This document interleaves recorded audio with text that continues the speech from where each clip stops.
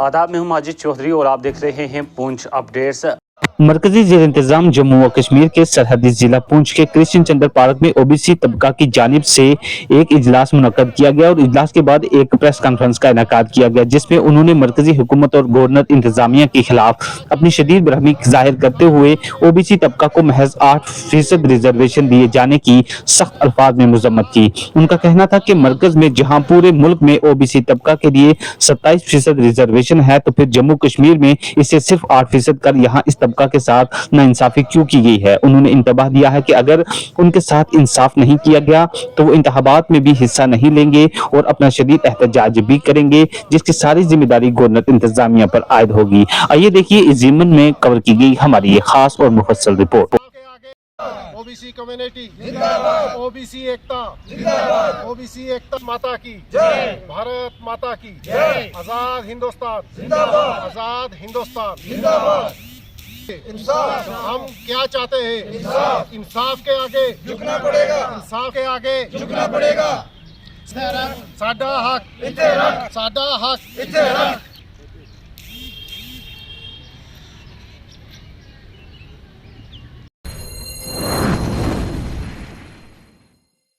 मैं इंतहाई मीडिया का शुक्रगुजार हूँ कि ये हमारी पसमानदा लोगों की आवाज़, गवर्नमेंट का चौथा सतून, हमारी अदलिया।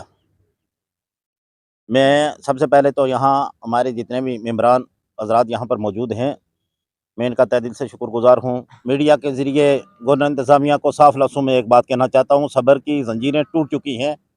मैं रियासत कि यूटी हुकूमत को ये बात कहना चाहता हूँ, कुछ दिन पहले मरकज़ में जब रिजर्वेशन की बात हुई तो 13% ओबीसी तबका को वहाँ पर बोला कि पंचायतों के अंदर, म्यूनसिपल के अंदर और जितने भी है 13% के हिसाब से रिजर्वेशन दी जाए।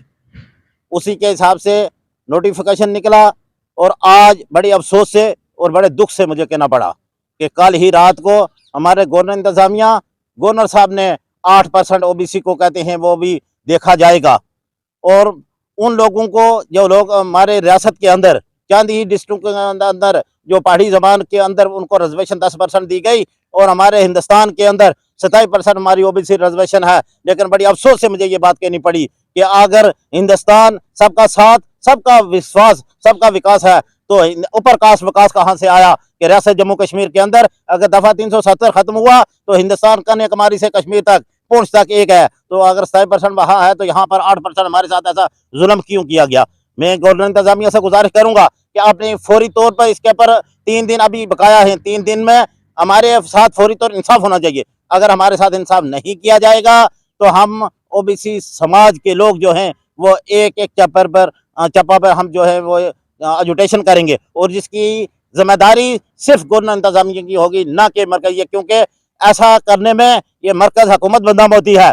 मैं नरेंद्र मोदी साहब से गुजारिश करूंगा कि आपने कहा था कि ओबीसी को 27% मिलेगा जब रियासत में जम्मू कश्मीर का दफ़ा ख़त्म हो जाएगा, कि ये यहाँ पर सिर्फ रोक जो है वो रियासत जम्मू कश्मीर में दफ़ा 370 किया, लेकिन वो 370 भी खत्म हो गया और सबका साथ, सबका विकास भी हो गया, सबका विश्वास भी हो गया। और ऊपर कास्ट विकास कहाँ से हुआ कि गवर्नर ने रात ही में जनाब 8% दे दिया ओबीसी को, जबकि हमें पहले ही 4% था, हमें दिया 4% और 10% जो है पहाड़ी समाज को दी। मैं मुबारकबाद देता हूँ पहाड़ी को, अगर उन्होंने पहाड़ी समाज को 10% दी उनको मुबारक, लेकिन हमारा हक हमें दो। हमें 27% जो हमारी मंडल कमीशन रिपोर्ट है उसके मुताबिक हमारा हक जो है वो हमें दिया जाए, वरना हम इलेक्शन बिल्कुल करीब हैं। हम पूरे समाज ओबीसी को रियासत जम्मू कश्मीर के अंदर कहेंगे कि 3%, अगर 3-4 रियासत में पहाड़ी की रिजर्वेशन 10% हो गई, कि रियासत जम्मू कश्मीर के ओबीसी समाज को 8% पर क्यों रखा गया?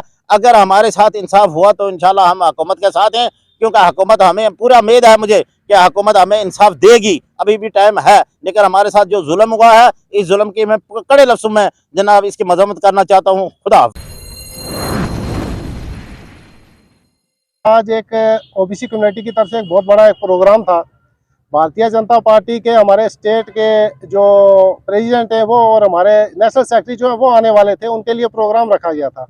लेकिन परसों अचानक रात को जो है एलजी इंतजामिया की तरफ से एक ऐसा इनिशिएटिव लिया गया कि वो कम्युनिटी जिसको 27% रिजर्वेशन के लिए मंडल कमीशन ने 1992 में रिकमेंड किया था, उसको घटाते घटाते एलजी साहब 7% पे ले आए और 7% उन्होंने अनाउंसमेंट कर दिया, जिसकी वजह से ओबीसी समाज के अंदर में, और मैं ये कहूँ कि जम्मू कश्मीर के ओबीसी मोर्चा जो था, जो भारतीय जनता पार्टी से मुसल्लत था, वो सारे का सारा नाराज हो गया और शॉक हो गया कि ये अचानक कैसे हो गया, कि जबकि डबल डिजिटल के अंदर हमारे साथ में ये जो इन्होंने किया था कि कम से कम 25 से 27% के बीच में हम आपको रिजर्वेशन देंगे, लेकिन वो घटते घटते 7% पे आ गई। तो हमारा जो आज का जो मेन प्रोग्राम था बीजेपी की तरफ से, वो आज इन्होंने कैंसिल कर दिया।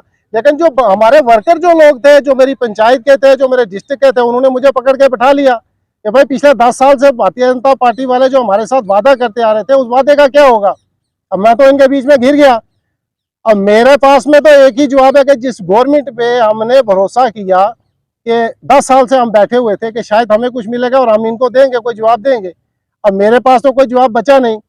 तो लिहाजा मैं इनसे भी माजरत चाहता हूँ और इंतजामिया से मैं ये गुजारिश करता हूँ कि जब तक ओबीसी समाज के साथ में जिनकी 45 से 47% आबादी है, उनको आप 7% दे रहे हैं, और जिनको 2% या 3% आबादी है उनको 10% दे रहे हैं, हमें कोई नाराजगी नहीं है। लेकिन इस लाए अमल को जो आपने किया वो गलत तरीके से किया, लिहाजा इस पर फिर से विचार किया जाए। और ये जो आप पार्लियामेंट के इलेक्शन कर रहे हैं या असेंबली इलेक्शन कर रहे हैं, जब तक ओबीसी समाज को उसकी जनसंख्या के हिसाब से आप रिजर्वेशन नहीं देते हैं, तब तक जम्मू कश्मीर में कोई इलेक्शन का ऐसी कोई मतलब छेड़खानी ना करें, तो मेरे ख्याल में ज़्यादा बेहतर होगा। आज ये मेरा समाज अगर मुझे यहाँ लेकर के बैठा है, मेरे से सवाल कर रहा है, तो मेरा फर्ज बनता है मैं मेरी पार्टी से, मेरी हुकूमत से इस किस्म के सवालात करूं ताकि इनका भी अजाला हो सके।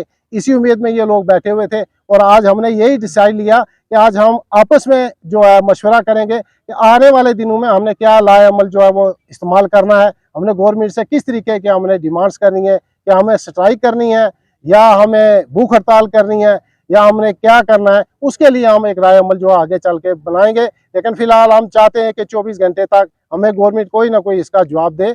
जय हिंद, जय भारत।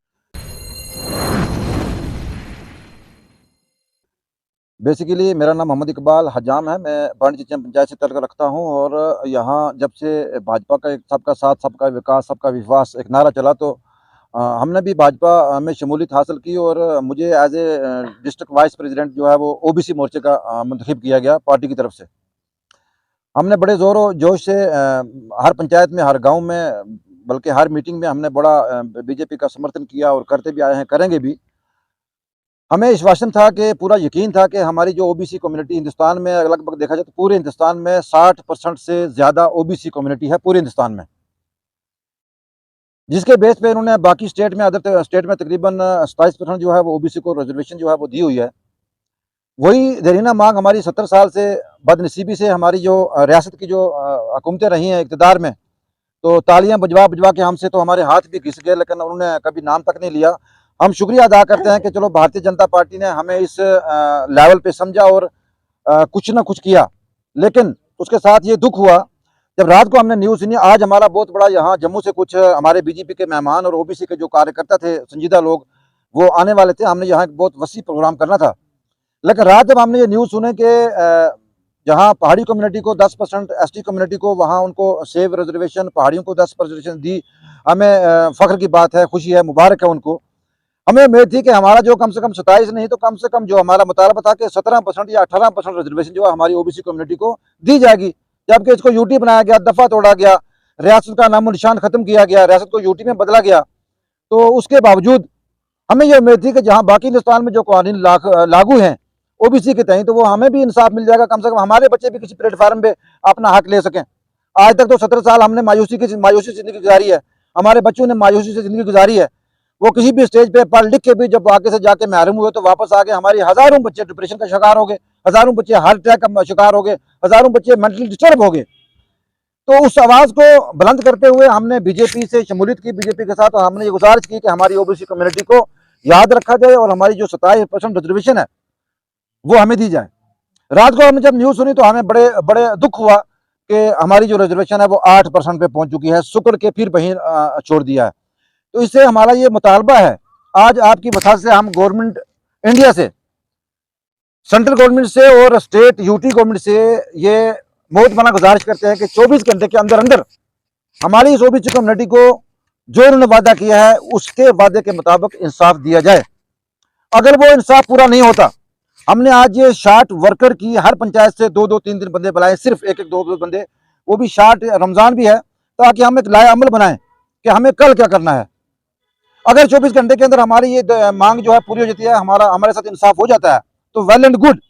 अगर नहीं होता है तो उसी सिलसिले में हम आगे वाला लाए अमल तैयार करेंगे। हम डोर टू डोर जाएंगे, हम इस ओबीसी कम्युनिटी को जिंदा लाएंगे बाहर, जो आज तक मरे हुए हैं 70 साल से, लेकिन गवर्नमेंट की नजरों में मरे हुए और हकीकत में भी मरे हुए थे, क्योंकि हम लोग खामोश थे। हमने सोचा कि हमारा हक हमें मिल जाएगा। आज हमें बोलने में मजबूर किया, और मुझे लगता है कि हम डोर टू डोर, पंचायत पर पंचायत, डिस्ट्रिक्ट टू डिस्ट्रिक्ट हम ये कैंपेन चलाएंगे कि ओबीसी को अपना हक मिलना चाहिए। और ऐसा ना हो कि हमें आने वाले वक्त में ओबीसी के अपने नुमाइंदे जो हैं, अपने कैंडिडेट जो हैं, वो पूरी स्टेट में उतारने पड़े हर इलेक्शन में। जनाब, आपके चैनल का और ये जो मेरी कौम के लोग यहाँ आए हुए हैं, मैं इनका शुक्रिया अदा करता हूँ। ये भी मजबूर होके आए। जब हम यूनिट होंगे, हम यूनाइट हो जाएंगे, उसके बाद हम स्ट्रगल के लिए आगे निकलेंगे। मैं अपनी कौम से गुजारिश करूँगा कि यूनाइट हो जाएं। जैसे वो डॉक्टर इकबाल ने कहा था कि एक हो जाओ हरम की पासबानी के लिए, वही बात यहाँ है। हमारी हक लूटा जा रहा है और हमें सेंटर में 27% दिखा रहे हैं, और उनको मिल भी रहा है सेंटर वालों को। तो हमें आज तक ये दबाया जा रहा था कि आर्टिकल 370-35 है, ये आपका हक नहीं देने देता। तो जब वो भी उड़ा दिया है तो उसका उड़ाने का हमें क्या फायदा आया? इक्वलिटी कहाँ हुई? हमारे पास कोई इक्वलिटी नहीं आई है। हमें वही सुतीला जो हिसाब है वही हमारे साथ किया जा रहा है हुकूमत की तरफ से। मोहम्मद रशीद लवास सेकंड सलूनिया से। हमारा मकसद ये है, यहाँ मैं अब सबसे पहले आपका शुक्रिया अदा करता हूँ कि हमारी शाना बशाना बात जो है वो आपने गवर्नमेंट की तरफ पहुँचा दी। आज हमारा ये कहना है कि हमारा ओबीसी का काज करने वाले कुलदीप राय वर्मा ने कुर्सी ली थी, बनाए थे। हमारा किसी आदमी का मतलब इस कौम का बात करने से एक आदमी खड़ा किया, लेकिन उसको भी बेचारे को ऐसे ही खड़ा कर दिया था, दिया कुछ नहीं था। इकट्ठा होने का यही मकसद था कि गवर्नमेंट भाजपा ने 2 साल से ये ओबीसी 27% देने का ऐलान किया, बोला था। तो आज वो 2 साल के 27% के बजाय आज 10% भाड़ी को दे दिया और 8% को हमें दिया। 8% के क्या हम हकदार हैं? इन्होंने हमारे साथ जो है अच्छा सलूक नहीं किया, इसलिए हमारे को जो है पूरा 27% अगर नहीं देते तो भाड़ी के बराबर हमारे को दिया जाए। इसी पर मैं ख़त्म करता हूँ। आज मेरा नाम मिस्त्री जमालुद्दीन लोहार शाहपुर से हूँ। आज यहाँ इकट्ठा होने का मकसद ये है कि हमने 70 साल से इस बात पर खड़े रहे कि हमारे साथ ओबीसी समाज के 97 में जो हुआ था, 87 में, तो उसके मुताबिक जो था आज तक जम्मू कश्मीर हुकूमतों ने हमारे हक नहीं दिया। इसलिए हम इकट्ठा हो गए। तो पिछले दौर में जब भारतीय जनता पार्टी ने हमें कहा कि आपका हक दिया जाएगा, दफ़ा 370 ख़त्म हो जाएगा और आपका हक दिया जाएगा, और दफ़ा 370 भी ख़त्म हो गया, तो हमारा हक जो था वो 27% के दरमियान में देने का वादा किया था, और उससे भी घटाकर आज 60% पर आ गया। इसलिए हमारा ये तमाम वर्करों का मीटिंग थी कि आगे वाला रद्द अमल हमने क्या करना है, और इसका जिम्मेदार एलजी गवर्नमेंट है जिसने ये हमारे साथ धोखा किया और खिलवाड़ किया। अगर कल कोई इसके बाद में हमारे एडमिनिस्ट्रेशन होंगे, हमारे प्रोटेस्ट होंगे, तो इसके ऊपर अगर किसी को कोई रद्द अमल होगा तो सेंट्रल गवर्नमेंट एलजी इंतज़ामिया से कान खोल कर सुना दे कि हमारा हक जो है, जैसे कि सेंटर से ऑर्डर हुआ है, ऐसे ही हमारे स्टेट से भी ऑर्डर होना चाहिए। जय हिंद।